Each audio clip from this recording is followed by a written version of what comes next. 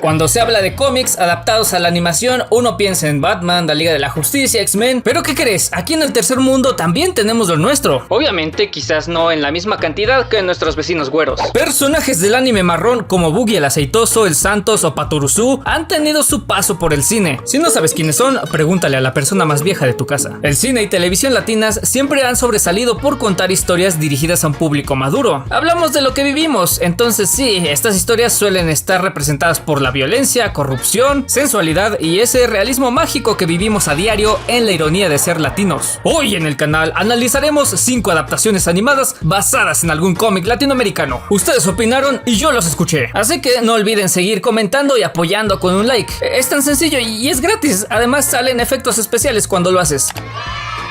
¿Estás viendo? Harry el Sucio latinoamericano, la representación de todo lo que está mal en el mundo. El argentino al que Hellboy le tiene miedo. Buggy el Aceitoso. Bueno, en realidad el personaje es norteamericano, pero bueno, ya saben a qué me refiero. Es que apenas van 7 minutos y ya vimos asesinato en masa, clasismo, racismo, gordofobia, machismo y crueldad animal. 7 minutos. Buggy representa todos los estereotipos de la violencia sin sentido, la deshumanización de la sociedad, crimen sin castigo ni responsabilidad. Si aplaudimos héroes estadounidenses como Rambo, John Wick, Donald Trump o Elon Musk, ¿por qué no crear uno latinoamericano que se mofe de ellos? Buggy el Aceitoso comenzó a publicarse en 1972. La guerra de Vietnam juega un papel clave en el desarrollo de este personaje, escrito y dibujado por el argentino Roberto Fontana Rosa, quien fue un maestro del humor gráfico políticamente incorrecto con críticas ácidas a la sociedad. Nunca se preocupó por ganar un Nobel de literatura, premios de historietas, los cuales por supuesto que sí recibió en vida, sino que se conformaba con que alguien se le acercara y le dijera: boludo, me cagué de risa con tu historieta. Eso resume el espíritu de Buggy. No es una película con una animación particularmente buena o unos diálogos profundos, solo se preocupa por ser fiel a sí misma, al espíritu irreverente y repulsivo del cómic. Buggy, como el aceitoso que es, todo se le resbala. No le importa si lo cancelan, si lo odian o lo admiran, o que le haya ido pésimo en taquilla. ¿De qué va? La película se estrenó con la particularidad de ser doblada en México y Argentina con la voz de Jesús Ochoa como Buggy, además en formato 3D como tan de moda estaba en aquella época. Cuenta la historia de Buggy, un veterano de guerra quien recuerda esos días como su época dorada. Le gusta la violencia, es racista, xenófobo y machista. Sí, a pesar de que el autor quiso retratar el mal estereotipo del héroe americano, muchos latinos lo adoran. La ironía, gente. Un capo de la mafia está a punto de ser enjuiciado si Marcia, la única persona que sabe todo de él, testifica en contra, así que busca contratar a Buggy para hacer el trabajo sucio, pero sus matones incompetentes creen que es muy caro y viejo, así que contratan a alguien más. Como Killer Bean, Buggy se propone demostrarle a todo el mundo que sigue siendo el mismo matón y nada ha cambiado, en un viaje lleno de corrupción, violencia sin sentido, homicidios y una muy firme postura clasista, ya que en sus palabras, él puede tolerar a los pobres, pero no que lo volteen a ver. Puedo admitir que existan, pero que no me hablen ni me miren. Pertenezco a la comunidad racista más numerosa, la que detesta a los pobres. Carajo, este tipo fácilmente puede ser un candidato a la presidencia y ganar. La película es un compilado de viñetas hiladas en un intento por contar una historia, algo típico de películas que adaptan tiras cómicas del periódico, como El Santos, de la que hablaremos en un instante. Mi escena favorita es cuando una abuela lo reconoce y le dice manzanita, porque así le decían de niño ya que se ponía todo rojo. Ella recuerda que le sacó la lengua a su abuela con una cuchara. Entonces Buggy se la despacha. ¿Manzanita? ¡Animal! ¿Qué has hecho? Sabía demasiado. ¿Por qué sabía demasiado? Joder, esto es cine. ¿Cómo sea es hilarante pese a toda la porquería que hace el personaje? No puedes evitar reírte en escenas como esta. No fomentaré tu vagancia, muchacho, pero te daré $30 si me ayudas con algo. Tan solo debes darle una patada a esa puerta.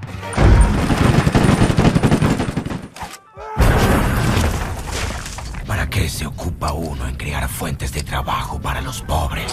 Te ríes no por la escena en sí, sino por lo incorrecto de la situación. Obviamente en nuestros días una adaptación de Buggy sería imposible. Y eso la hace un tesoro de su época. Vean nada más cómo es nuestra hipocresía. Años después seguimos viendo Sin City como una chingadera de culto, a pesar de que personajes como Marv son el mismo estereotipo que Buggy. Frank Miller y Fontana Rosa tienen eso en común, ¿saben? Su miedo a la funa es inexistente. Saben que lo que están haciendo haciendo es necesario. No siempre se trata de echarle flores a estos personajes, sino de criticarlos a través de lo absurdo y lo paródico. Ahí radica su grandeza, a pesar de que la gente idolatra a estos pelmazos porque no entienden el mensaje. La película fue un fracaso, dicho sea de paso, algo que suele suceder con adaptaciones de tiras cómicas de revistas, a excepción de Cindy la Regia y Snoopy, claro. La ironía, gente, la ironía no es para todos. Fontana Rosa comentó alguna vez que a partir de que Boogie se hiciera un personaje famoso, recibió muchas cartas de personas que se alegraban precisamente de las cosas que él trataba de denunciar, encontrando genial que por fin hubiera una historia tan valiente como para defender valores perdidos como golpear mujeres y discriminar negros. Wow, maravillosa América Latina, nunca dejas de sorprenderme. Y déjenme decirles algo, con Boogie me di cuenta de que el mundo no ha cambiado desde los 70s, solamente nos hemos hecho más hipócritas. Para ustedes también hay. Miren, que si hubiera visto antes Cyber Six, el video del anime latino hubiera sido totalmente diferente. Por cierto, vayan a verlo. No, gente, Bolívar el héroe no cuenta. ¿Por qué? ¿Por qué yo lo digo? Basada en un cómic argentino con animación japonesa y actuada en inglés de Canadá, Cyber Six no solo es de las pocas adaptaciones animadas de un cómic latino, es el primer anime latino. Y no solo es el primer anime latino, es el único. O al menos lo fue por mucho tiempo. No sé, la línea es muy difusa. No insistan con Bolívar el héroe, en serio. ¿En serio la han visto? Por algo el mismo gobierno de Colombia la quiso ocultar, joder. Coronel Rondón. Aclaremos esto, la serie fue producida por un estudio de animación japonés, TMS Entertainment. Respete el arte del cómic original escrito por Carlos Trillo, así que efectivamente es un anime, ya no me maltraten. Apareció por primera vez en una revista italiana llamada Scorpio. Anteriormente Trillo ya había trabajado en el cómic de Patorzu y fabricado exitosos personajes como el Loco Chávez, además de trabajar en series animadas para Hanna-Barbera. Pero fue Cyber Six su éxito más grande. No solo se hizo una animación en territorio nipón, sino que se adaptó a live action, el cual se encuentra parcialmente perdido ya que fue destruido a petición de la actriz Carolina Pelleretti, según rumores. Claro, no voy a dar cabida a eso, el punto es que es Lost Media. Con el tiempo, Cyber Six se convirtió en una joya de culto animada. Los 90s fueron el último respiro de éxito que vio el cómic latino. Por supuesto que había que aprovechar la situación. Como era popular la serie de Batman, los X-Men y Spider-Man, obviamente los visionarios dueños de Cyber Six, confiados en que el título estaba teniendo un éxito en Argentina, España y Francia, decidieron lanzar una animación de 3 episodios, estrenados en 1999. Con presupuesto y guión canadiense, claro. Cyber Six o Cyber 6 cuenta la historia de una justiciera que se hace pasar por un profesor de prepa llamado Adrian Seidelman, quien resiste los intentos del Dr. Von Richter por asesinarla, ya que es producto de sus experimentos genéticos, fetos alterados para hacer armas de destrucción que obedezcan sus órdenes. Cyber Six desarrolla una personalidad dividida, ya que comienza a tener sentimientos hacia su compañero Lucas Amato, quien no nos hagamos, él también comienza a sentir cosas por Adrian Seidelman así a lo Mulan, pero principalmente está enamorado de Cyber Six, cumpliendo con el cliché de la chica que se enamora del héroe, quien es su compañero en la escuela o trabajo, pero ya saben, a la inversa.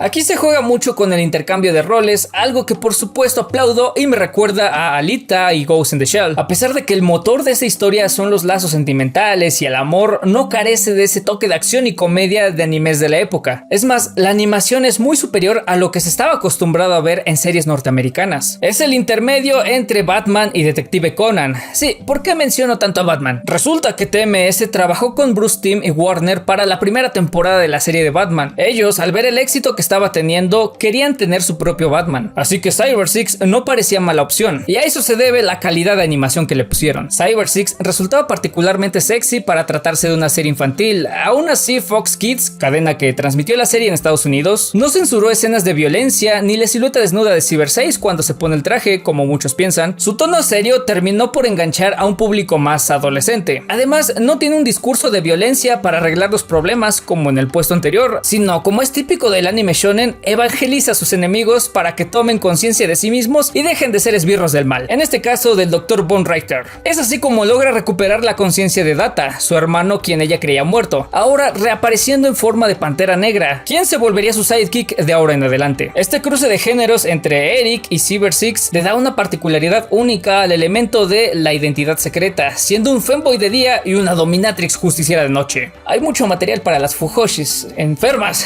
Tanto el cómic como la serie se consideran de culto en Estados Unidos, Latinoamérica y Europa, ya que un nicho muy reducido conocen la joya que es Cyber Six, hasta el mismísimo James Cameron, quien se plagió al personaje para su serie Dark Angel, aunque bueno, ¿a quién no ha plagiado a este señor? Los autores de Cyber Six intentaron demandar a Cameron y Fox por plagio, con una lista de similitudes que, a decir verdad, aciertan en un 60 o 70%, la cual no procedió por falta de presupuesto, triste caso, aunque la neta no creo que hubieran llegado lejos. Como les digo, Cameron es experto plagiando y robando ideas, como sea. Se agradece que TMS haya preservado esta joya subiéndola gratuitamente a YouTube y a Prime Video, así que corre a ver Cyber Six y llorar porque ya no hacen cosas así.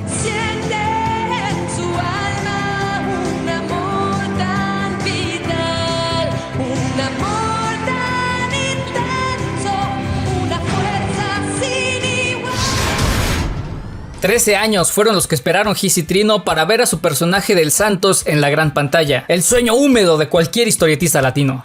Pero la neta, amigos, la pinche mota es para nacos, para pinches albañiles. Por eso, di no a la mota y sí al peyote, mi rey. Estaba un día el Santos haciendo la única película para adultos de Anime Studios, los encargados del Chavo y la leyenda de la Nahuala. Nunca se ha producido antes ni después una animación para adultos con tantos senos, drogas y groserías en primer plano, al menos aquí en tierra azteca. Pero no brilla solo por eso, sino por la crítica social típica de Trino. Quien haya crecido en la década de los 2000 se habrá topado en algún momento con sus viñetas, que abundaban en revistas y periódicos, ya fuera criticando las manifestaciones de AMLO, el programa de Jaime Maussan y exponiendo casos de corrupción. La película abre con el tema zombilaridad, lo que terminaría por convertirse en una profecía de años recientes. Whitexicans financiados por instituciones gubernamentales cantándole a los pobres, los jodidos, los que solo sirven para hacer trabajos de segunda. Nadie los aprecia, pero todos los necesitan. Estos son los zombies de Zaguayo, representan al proletariado, que a veces, si no se apaciguan, pueden convertirse en una amenaza para los elitistas círculos de poder. Además, claro, es una parodia a la canción Solidaridad que lanzó el gobierno de Salinas, uno de los Illuminati que más nos pasó a chingar. Empezamos así, burlándonos de nuestras propias desgracias como los buenos mexicanos que somos. Giz y Trino comenzaron a hacer sus monos en la universidad, entre sustancias y un despertar social. Esa etapa de la vida cuando nos sentimos revolucionarios sin haber pisado una oficina en un horario de 6 a 5, pero quédate otras 2 horas, godines. Ponte la camiseta, ahí hay pizza para que no la sufras. La película sigue al Santos acompañado del Cabo, quienes se enfrentan a una sobrepoblación de zombies de Zaguayo, que ellos mismos provocaron, al mismo tiempo que el Santos tiene una crisis sentimental al no superar a su ex, la tetona Mendoza, quien por supuesto quiere acabar con él y él quiere acabar en ella. Sí lo dijo. Con las voces de Daniel Jiménez Cacho como el Santos, a quien vimos en Bardo, y Héctor Jiménez como el Cabo, a quien vimos en Nacho Libre. La película es pura comedia ácida, crítica por todos lados y en cada escena están pasando un chingo de cosas. A veces no sabes a qué ponerle atención, esa hora y 30 minutos no se sienten para nada pesados. Es enérgica, lépera, entretenida y claro que es como si las viñetas cobraran vida. De hecho te deja con esa hambre de ver más, pero lo triste es que ya no hay. Ya es toda, güey. A menos que contemos esas animaciones hechas en Flash que salieron años antes. Las referencias a películas son una constante, sobre todo a La Naranja Mecánica, pasando por Matrix, 300, Star Wars, Supercampeones, ok, esa no es una película, Godzilla, La Lista de Schindler y más. Todo bien aderezado con un humor escatológico y manchado, sobre todo para nosotros, los zombies de Zaguayo, ya que es imposible no sentirse identificado con esta especie. Los ves en el metro, llenando estadios, comprando libros de Jordi Rosado, viendo La Casa de los Famosos, pero a pesar de todo son necesarios para la sociedad. Son los que sí pagan impuestos, los que le dan el rating a Televisa, los que compran en el Buen Fin pensando que están ahorrando. ¿Qué harían los pobrecitos ricos sin ellos? Desde que desaparecieron los zombies, el país se fue a la ruina. Ya nadie va a los partidos del Atlas. Luego ya nadie compra los libros de Jordi Rosado. Sí, nadie. Oye, Zaguayo es igualito a Tlaxcala, pero más divertido, cabrón.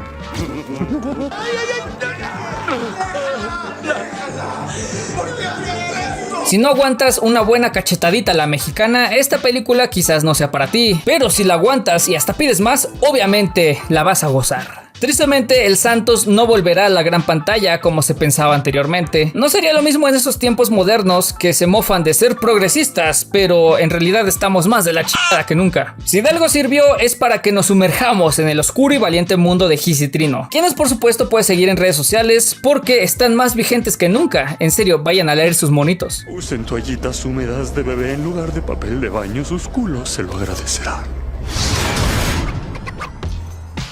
Vámonos a territorios más amables. No todo tiene por qué ser culos y sangre. Esto no es un episodio de The Boys. Patorucito y Patorucito 2, La venganza de Patorucito, son dos cintas animadas basadas en este tierno personaje de Dante Quinterno. Creado en 1945, su estatua se da a respetar en el Paseo de la Historieta en Buenos Aires, a diferencia de otros, ¿verdad? Es imposible omitir a Argentina cuando las palabras cómic latino y adaptación están en una misma oración. Patoruzú es probablemente el personaje más importante del cómic argentino, de cuyo título parten grandes nombres de la industria reconocidos internacionalmente. Su fama solo es comparada con la de Mafalda y Clemente. Si no sabes quién es, se trata de un personaje cómico que hasta la fecha sigue publicándose, desde 1930. Es el último de los tehuelches, una comunidad indígena característica de Argentina que se enfrenta contra conquistadores y problemas de la vida diaria, representados a su modo con gente que se quiere aprovechar de él, mientras Patoruzú les demuestra que no hace falta ser Superman para hacer lo correcto. Aunque claro, él es como el Superman argentino, contando con super velocidad y super fuerza. Pasó de ser un personaje secundario a tener su propia revista, lo que desembocó en un imperio que hasta la fecha sigue cosechando las ganancias de sus años dorados. En algún momento el personaje entró en una polémica enorme, ya que sus tramas pueden caer en el nacionalismo y el uso de la fuerza y el dinero como solución absoluta a todos los problemas, poniendo siempre al extranjero como una amenaza, lo que los llevó a ser la mascota patria durante la dictadura argentina de 1976 al 83. Con este oscuro trasfondo, compañías como Cartoon Network voltearon a ver a su contraparte Baby. Patorucito, que si bien no es tan representativo como su versión adulta, es el más adecuado para los niños, quienes tuvieron la fortuna de verlo animado en 4 ocasiones. La primera fue por medio de la televisión en 1988 por el canal 2 de La Plata, donde pasaban todas las noches un corto de unos segundos donde veíamos a Patorucito y a Pamperito yéndose a mimir. Algo como la familia Telerín en México. Se intentó llevar al cine desde 1996, llegando a presentarse en festivales internacionales, pero finalmente el proyecto no prosperó. De nuevo se intentó en el 99, trabajando en la producción de una película. De igual manera, no dio a luz. En serio, qué salado está este personaje, ¿eh? Finalmente, fue hasta 2004, un año después de la lamentable muerte del autor Dante Quinterno, cuando se estrenó la primera película de Patorucito, quien en compañía de Isidorito y Pamperino, su fiel caballo, tienen que demostrar su valentía para defender a su pueblo y heredar una gran fortuna, y enfrentar a enemigos que lo quieren chingar. Para sorpresa de nadie, la película fue un éxito, llegando a transmitirse una vez en Disney Channel, suscitando una secuela, la cual llegó en 2006 junto con una serie de cortos para Cartoon Network. Patorucito 2, más Patorucito que nunca, no tuvo el mismo recibimiento que la primera y se notaba un declive de calidad y diseño de personajes, pero no significaba que fuera mala, para nada. Después de los 5 capítulos producidos y distribuidos por Cartoon Network el mismo año, no se ha sabido de otra adaptación de este personaje a la animación, pero significó la infancia de muchos niños en Argentina. Quizás no pegó en otros países por el marcado acento argentino, pero no quita que otros lo hayan conocido. Actualmente la puedes encontrar en Disney Plus, aunque los episodios están parcialmente recuperados en internet, así que si llegaste a conseguirlos en DVD, considérate afortunado. ¿Sabían ustedes la cantidad de animaciones infantiles que se producen en Brasil? Sí, siempre que pensamos en animación brasileña se nos viene a la cabeza Video Brincado, Como os Carrinos, Voando, Ratatouille, pero en realidad no tiene por qué significar eso. Literalmente la mitad de la programación de Discovery Kids en los 2000 estaba producida por el país de la samba y las caipiriñas. Amigasazo, Cuentos espantosos para niños caprichosos, Pestronauta, El mundo de Luna, el show de Animalu, pero lo que nos interesa es Mónica y sus amigos.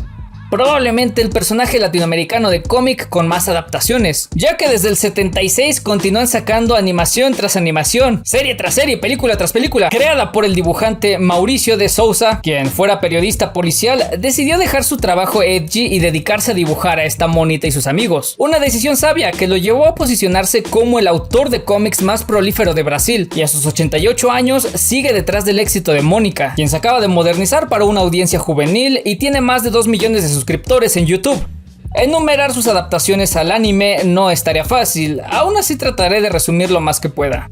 Ok, empezamos con La Navidad de Mónica y su pandilla, un piloto de 1976 que dio paso a la producción de 4 episodios en el 82 y una película animada. Canónicamente se han producido 208 episodios desde 1976 hasta 2013, publicando continuamente por temporadas y por diferentes estudios, siguiendo una misma historia. En 2009 iniciaría una nueva fase para Mónica, ya que sería producida en colaboración con Cartoon Network, lanzando 3 temporadas y 105 capítulos hasta 2022. No podemos olvidar los OVAs de este anime: La princesa y el robot del 84 y Una aventura en el tiempo de 2007. Películas exitosas en 2D basadas directamente en el cómic. Finalmente, su más reciente adaptación tenía que ser, como no, en un formato que imita al anime, teniendo la apariencia de un cómic de webtoon con una Mónica adolescente y cosechando un éxito similar al de su contraparte Baby, solo que ya saben, para la chaviza.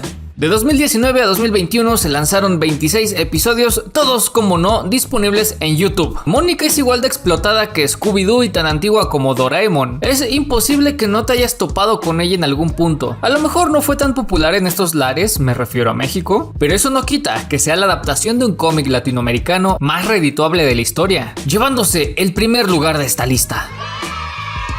Oye, no sabía que era una competencia. A ver, ¿dónde están Mafalda, Clemente, Gaturro, Macanudo, Doctor Mortis, Capitán Júpiter? Muchas gracias, Ángel Hernández, por tu membresía. Y si quieres aparecer como patrocinador, recuerda unirte. Es casi gratis, así de buena gente soy. También puedes usar el super gracias si quieres pedir un video en especial, un saludo o solo por apoyar este canal que amo y no quiero que muera como Atomo Network. Espero que te haya gustado. No olvides seguirme en Instagram como @NoisyNerd, en Facebook y X como NoisyNerd Comics. Recuerda pasarte por el canal y no ignores estos videos que estoy seguro te van a encantar. Bye bye. Nómadas del Yermo, Mampato.